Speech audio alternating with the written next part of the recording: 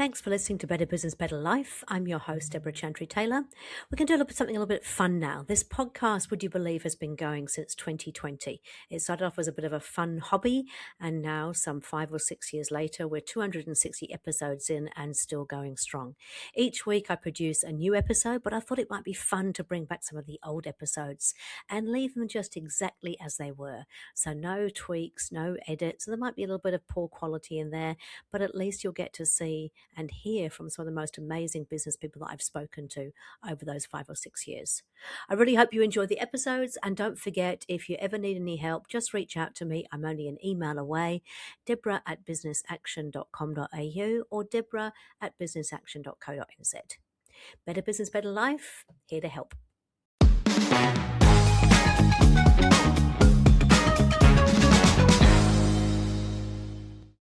So good morning and welcome to another episode of Better Business, Better Life. Today I'm joined by my colleague Mel Rowsell, who's a leadership coach and facilitator. Hi, Mel. Hi. And Mel is probably not a well-known thing about Mel, but she was actually the co-founder of Vend.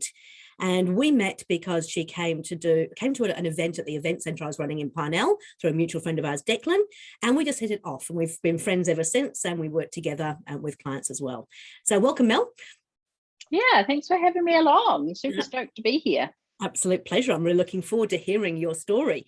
So before we get started, I always ask my guests just to share a professional and a personal best so the viewers, listeners can get to know them a little bit better. So what would you say is your professional and personal best in your life so far? Well, let me start with my personal best, and that would have to be my two delightful daughters, Holly and Summer. I think as most mothers would attest to, there's nothing really better than having wonderful children in your life. So that would definitely have to be my personal best. Yep. And professional best, when you asked me that, oh my goodness, it was so difficult to try and answer. But I think with the coaching that I do, I can have the ability to really change people's lives, change people's mindsets about themselves. And I have seen such significant changes in people's lives as a result of the coaching that I do. And it's so incredibly gratifying to see that. So I would have to say that that's my professional best. Fantastic. Now, you tend to work with founders and leaders of private organizations. Is that right? Yeah, that's right. Yep. So founders, because I know what it's like to be a founder. It's tricky.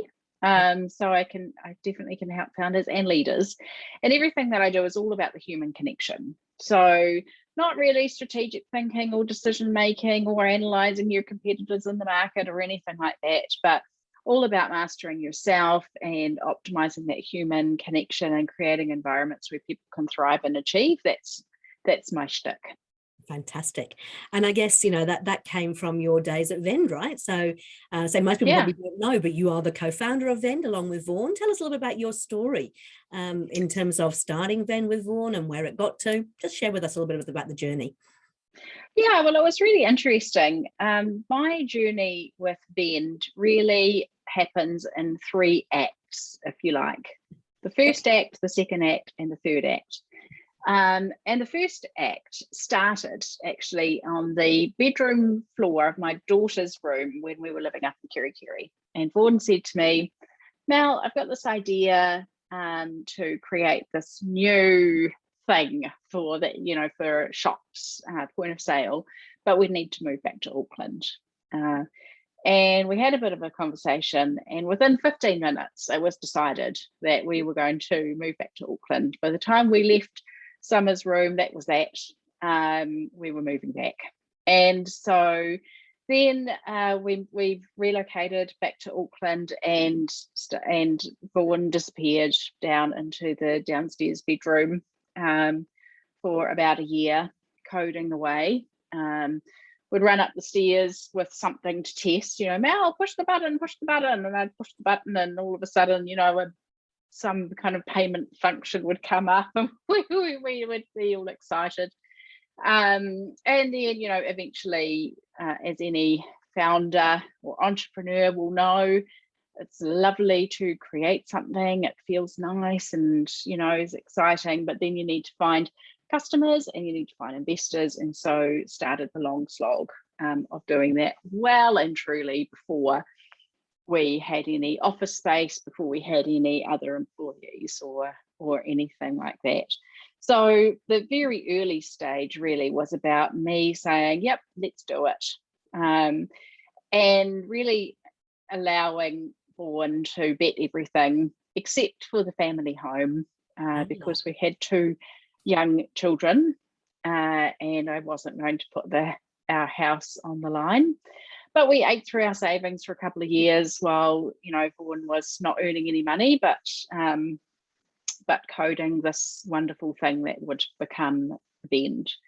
Yeah. So just interrupt for a second, Mel, out of interest, the conversation about the house, because that's quite a boundary, isn't it? Like, we will do this much, but we won't do that. Did you actually have that sort of conscious conversation about what those boundaries were? Yep. Oh, definitely. Yeah, for sure. Yeah. And I was happy to support Vaughan in any way, shape or form, except I would not put the house on the line. that for me was the absolute no-go area, was that we were not going to do that.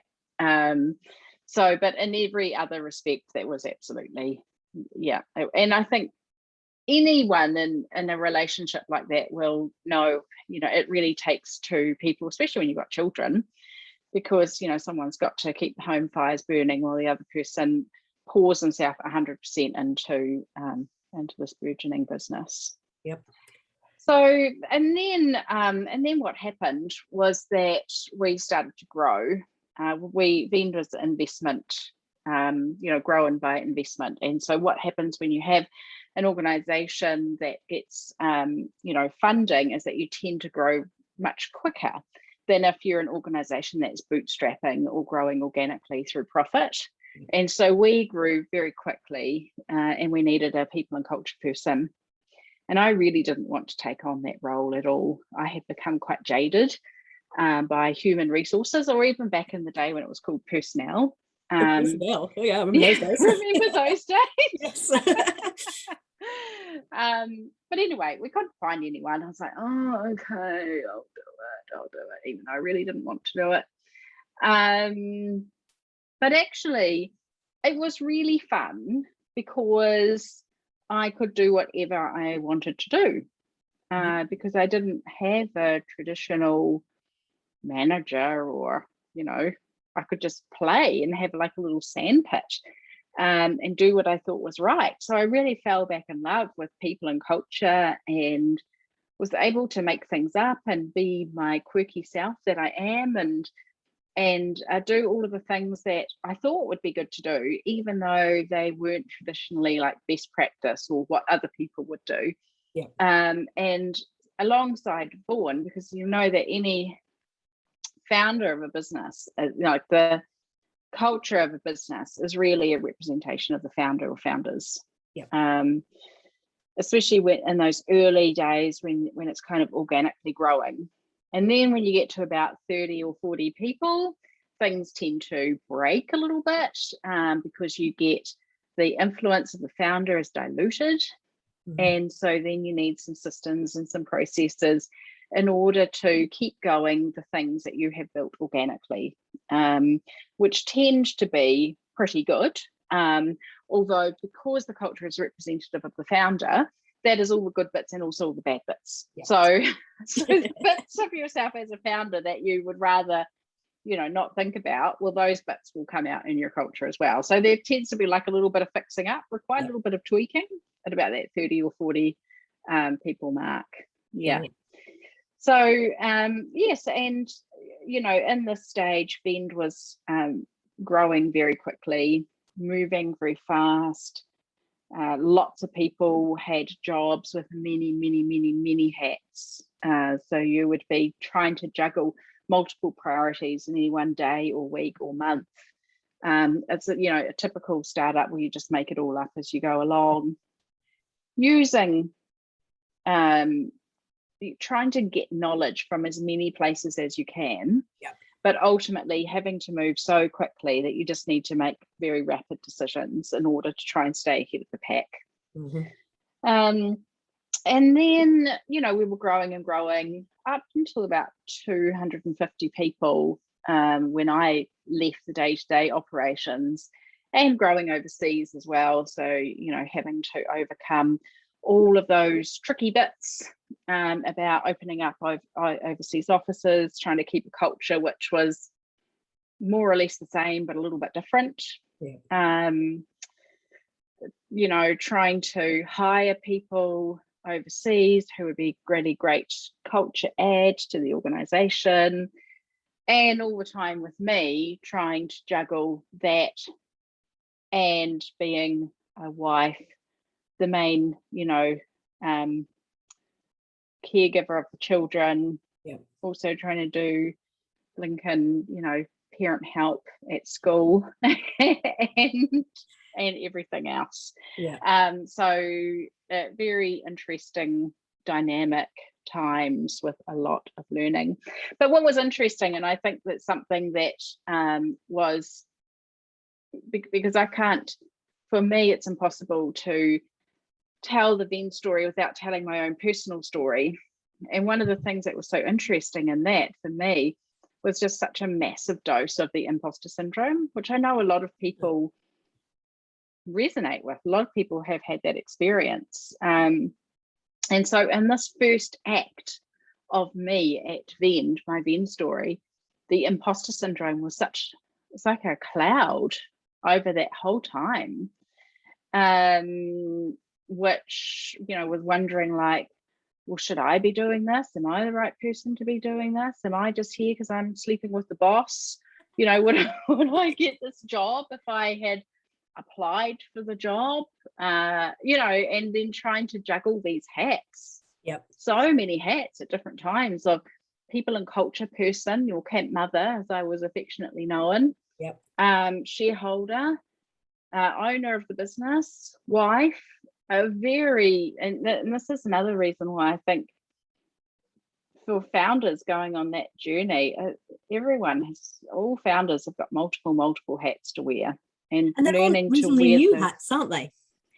Yeah, exactly. Yeah. I mean, so Vaughan came from a programming or data background. You did actually come from a personnel or HR background. Yeah. So it wasn't like you hadn't done this before. No. But I had come from quite a traditional. I'd been in healthcare, HR and healthcare before, coming into startup tech. So it's quite different. Quite different. And so I had become quite jaded and had decided to leave HR when I got pregnant with my first daughter, first or second daughter, I think. And so because I just had grown not to like it, it had been very adversarial, and I used to call myself Robo-Mel because I have to go and, do all of these things I didn't really want to do. And I had this persona that I would put on to enable me to do that in that professional sense. And I didn't really enjoy it very much. But when I realized at Vend that it could be different, then I came to just thoroughly enjoy it. And because I actually wrote a book about my experiences. This book here, Leadership for the Fourth Age. Ta-da! Great. And in it, I talk about some of the things that I think are important that I really did at Vend, which was it was all about empathy. Everything that I did and do is all about empathy and understanding other people and how they tick and what's up for them and how to communicate with them. And courage, because when you're in a fast-moving organization like that, you have to move quickly and you have to do things that scare you, whether that's hiring someone that's smarter than you or making a decision with insufficient information, what you deem as insufficient information, or going down a path that you just don't know where it's going to, you're making bets, you're constantly kind of making bets on things, and being vulnerable. And I think this was one of the things with, the camp mother hat, was that there was a lot of vulnerability in that I projected to being really real, very, very real and authentic. which then encouraged other people to be real and authentic. And I really think that that's probably the key that created the wonderful, wonderful Vend culture, was that it was very real. It was all about humans, not about anything else other than humans, and being very curious about your experience and about other people, and being consistent with the way that you turn up. I often joke with my training that it's better to be a consistent asshole than an inconsistent one. Like, you'd be better to be an asshole every day of the week, rather than just turning up every now and again as a complete a-hole. It's confusing, right? It's no consistency. That's right. I want to explore a little bit the imposter syndrome. I mean, you recognize that you had it. How did you overcome that? And did you share that with people as well? Or because it is something we all experience, don't we? Yes. Okay. Well, let me then wrap up the first act. Yep, sure. So this was the first act. Me, Vaughan and I starting Vend, growing it, and doing, all of those bits and pieces. Act number 1. So then act number 2 starts for me in my head during a week off in Cook's Beach, and a whole lot of stuff had happened. So Vaughan and I were in the process of separating, and we're great friends now. Us separating was the best thing for our now sort of expanded family. We were 4, and now I think we're about 8 in the expanded family. But nevertheless, at the time, it was a little bit harder than now, with sort of 6 years perspective. So we were separating. The business had to go through a big restructure, because sometimes / often in startups, you get your hiring wrong, and we hired in front of the curve, ahead of the curve, and we had to lay a whole lot of people off when the projected numbers didn't hit the forecast. So that was going on. And because of all of those things that I was talking about, empathy and vulnerability and curiosity, RoboMel had gone by that stage. So real Mel had to turn up and do that, and that was very difficult. Especially when we had recruited people onto this big why, like this big changing the world and the world of point of sale, and then having to turn around and let a whole lot of them go was pretty difficult. So the marriage was ending. The business, which had been going so well, had a massive speed bump. My dad was diagnosed with cancer, and luckily he came through and was fine. And at the same time, because Vaughan and I were separating, I'd had decided that I couldn't stay working at Vend, because that was Vaughan and Vend were synonymous. So I had to go and do something else. And so I decided to start the business that I'm doing now, which was very scary, because Vaughan was the entrepreneurial one.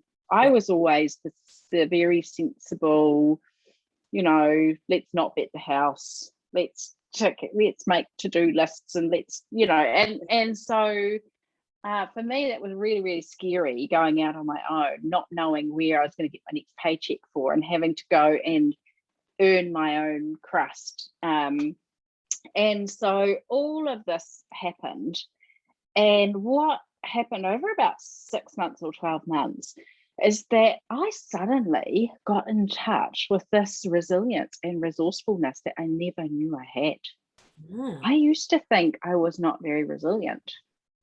And you know how you do those the personality tests, and when you're in people and culture, you do a lot of them by dint of, trialing them out for other people or whatever. And, you always go, I can deal with hard things. And I always go, strongly disagree. So always there would be this reinforcement of the fact that I wasn't resilient, because all of these things just mirrored back to me what I thought about myself. And then through the process of that sort of 12 months of massive, massive growth, I realized, fuck me, excuse my language, Deborah, but this was a real, it's important to use that word. I am so resilient, and I didn't just survive, I thrived. I absolutely thrived through that time. And I realized that I could do all of this stuff and do it really well, and not just cope, but just, be amazing. at life, just win at life, Yep. And so it was a real time of finding myself. And then I started working for myself. And I remember when I was doing my very first projections for my business, I thought, well, maybe I'll earn like $500 my first month for my business. I was like, maybe I'll earn that. And then I realized people started paying me for doing what I do and what I love to do. Yep. And then I realized, holy shit, I'm actually good at this. I can actually do this for other people and get the same results. And it was interesting as well, because I bet a lot of people recognize this too. When I started out in business, I started doing a lot of things that I thought I should do. Yep. Like I tried to emulate other people. And probably for about the first 3 years, I was trying to emulate other people and doing what I thought was the right thing to do. And then after a period of time, I thought, hang on a minute, actually, people want me for me. So I need to lean into my stuff and what I think and my special way of doing things. And so the imposter syndrome got a wake-up call. I realized, and this is one of the biggest realizations in my entire life, that the stories I was telling myself weren't true. They weren't true at all. They were just a load of rubbish. And so these days, when I find myself telling myself a story that gets me away from where I want to go, or that makes me feel bad or diminished, well, hang on a minute, how do I know that that story is true? Because I've had a lot of experience stories like that being untrue. So the imposter syndrome went because I had experienced that myself, that all of those things that people had been saying all of the time that I thought were lies, they were actually telling the truth. And I was like, wow, that's so cool. So I proved to myself that I could do it. And that's how the imposter syndrome went. Fantastic. That was Act 2, right?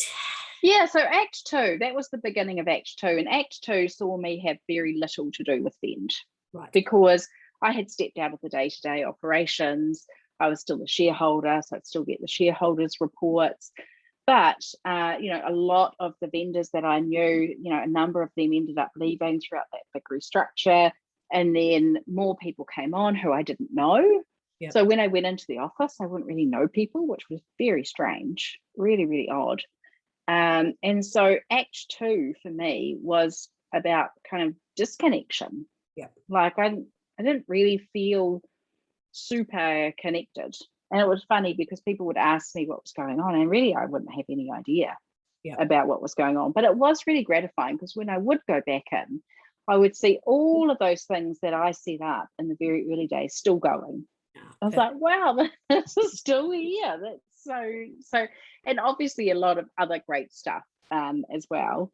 Yep. But no, that was really gratifying. So that was Act 2. We're just not a lot. For me, there was just not a lot of new. I kind of lost myself in the Vend story. Yep. Vend continued on without me. And I would have to say I'm very grateful for everyone who looked after it because they did a wonderful job. Yep. And then we're into Act 3. And Act 3 is when I get this phone call saying that Vend is going to be acquired by Lightspeed. Yep. And all of a sudden, the Vend story gets reignited in my mind. And a bunch of things happen at about that time. So we have Vend's 10th birthday party, and a whole bunch of us old vendors get together with the new vendors and celebrate.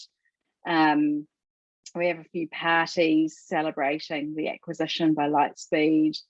Vaughan has his leaving do, which I go along to, and a bit of reminiscing and a bit of kind of reclaiming that story. And importantly, reclaiming it for myself, because it's only now, this is the second time I've told this story, it's only now that I'm really figuring out what the story is. Yep. You know what I mean? Because it's kind of come to a natural end, I guess, with the acquisition. So it was very much, I was in there, then it continued on without me, then I was involved again, and then sort of coming full circle and understanding what that meant. And in the meantime, I just feel so grateful that in that sort of 6 years or 5 years or whatever, when I wasn't in the day-to-day, that I've just built up this amazing practice that I work in every day, doing the same stuff that I was doing there, but with so many different people in so many different industries and making a difference in so many different people's lives. Yeah. So, and I think, so my story is a bit of a wiggly woggly one. And I think that's probably quite normal for most founders. On the outside, it can look quite linear, but in my experience, it really isn't. I'm quite intrigued because obviously you are all about the human connection. And I mean, when a company grows really quickly like that, as you said, it's different to bootstrapping because you really are experiencing huge amounts of growth. How do you make sure that the culture is maintained? How do you make sure you do get the right people on board? What sort of things did you do, especially when you're going into overseas markets? How do you make sure that you've got people joining who genuinely fit the cultural values and work in addition to the team? Right. Well, there's a couple of things that are super duper important. Number one, of course, is hiring. Yeah. So you need to be very careful with your hiring and not just hire for culture fit, because then you can get a whole lot of people who are all the same. Yeah. But hiring for culture add and trying to get that diversity, but people who share those same values as the organization, who really dig the things that the organization digs, but who don't all look the same. So that's the most important thing, is hiring and not being scared to hire people smarter than you. The second thing I would say is onboarding, because especially with an organization like Vend that did things quite differently, people would come into Vend with very different stories or different experiences of how to work in an organization, especially as it was growing and we were like maybe 150 people plus.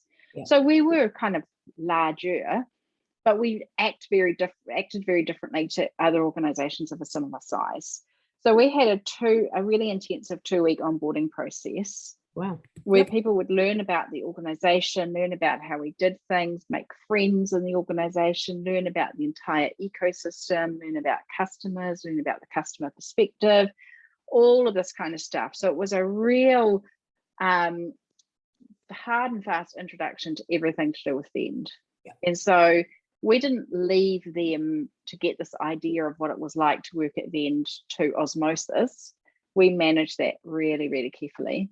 And the third thing I would say is leadership is so important. So, and that's why I think development in startups is so important, because when you have your founding team, especially if you are being driven by investment, so you're growing really quickly, it's a bit of a race to try and develop your founding team to the same velocity as the organization is developing. So for example, let's say you're, I don't know, chief revenue officer or chief marketing officer or chief product officer or whatever comes on board when you are 30 people, okay? And then you grow to be 250 people in multiple markets and multiple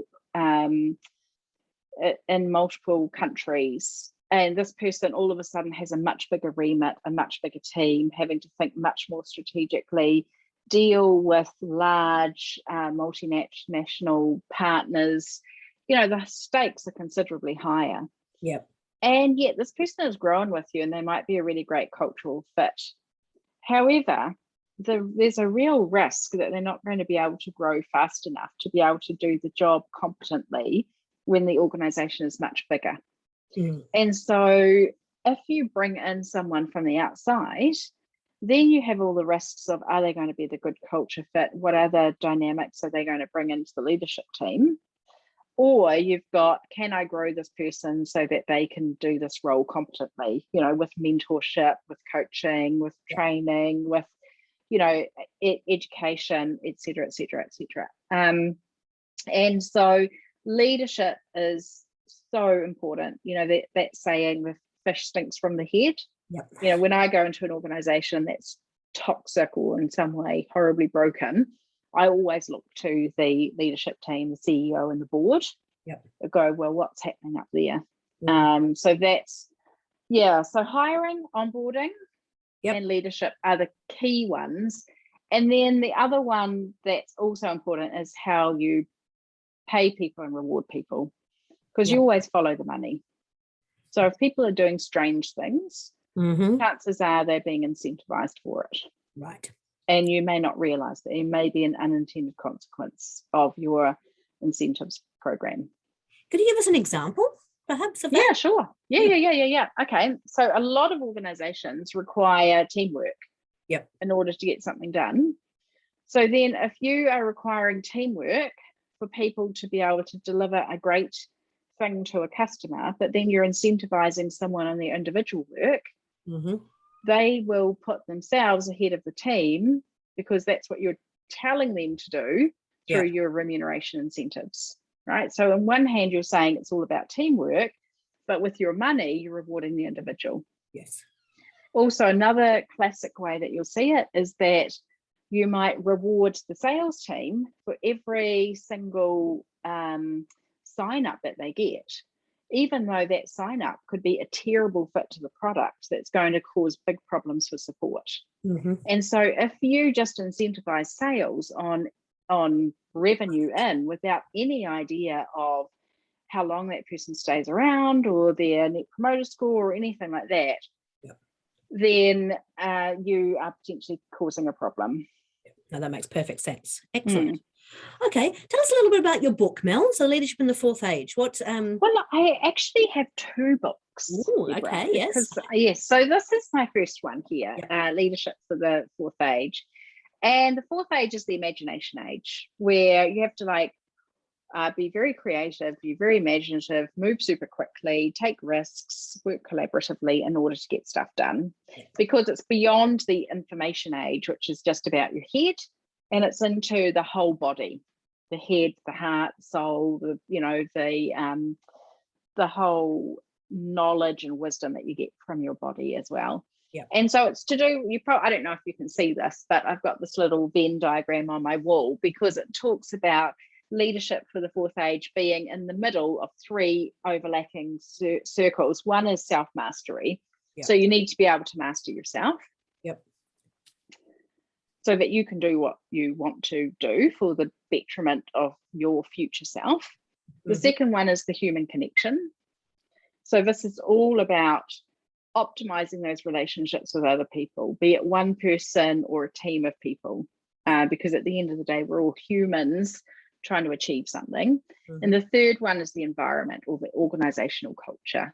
So because if you have your self-mastery of yourself and others, if you have your human connection, but then you are working in an environment that doesn't support those top 2, then it's not going to be sustainable. So those 3 things are all really important. And then the second books that I've written, which are ebooks, are all about on-point conversations. So digging into communication and how to have a really good quality, high stakes conversation, because pretty much everything in business boils down to communication. And a lot of people are scared of those high stakes conversations, or they just don't have some of the basic skills that you can acquire to make it so much easier for yourself and the other people. Fantastic. Okay, cool. Hey, I'm conscious of time. We could talk all day, couldn't we? We could, and we have in the past. And we have in the past. Right. But that has been absolutely fantastic. It's been really good to hear your Vend story. I hope you tell it a lot more often. I think the tips that you've given people are just, out of this world and absolutely on point. And so if people do want to have a chat to you, because I know you're very open to helping people and sharing your founder experiences and things, how would they get hold of you, Mel? They could just go to my website, which is www.melrowsell.co.nz, and there's lots of buttons there that says get in touch with Mel. Just push the button and Yep. you'll email me, and more than happy to chat to people. Absolutely. And can they also get the books from that website as Yes, well? they can. Yes, they Excellent. can. Yeah, yeah, Well, yeah. hey, Mel, pleasure as always. Thank you very, very much. Look Yeah. forward to talking again soon. Yes, my pleasure. Thanks, Deborah. Thanks.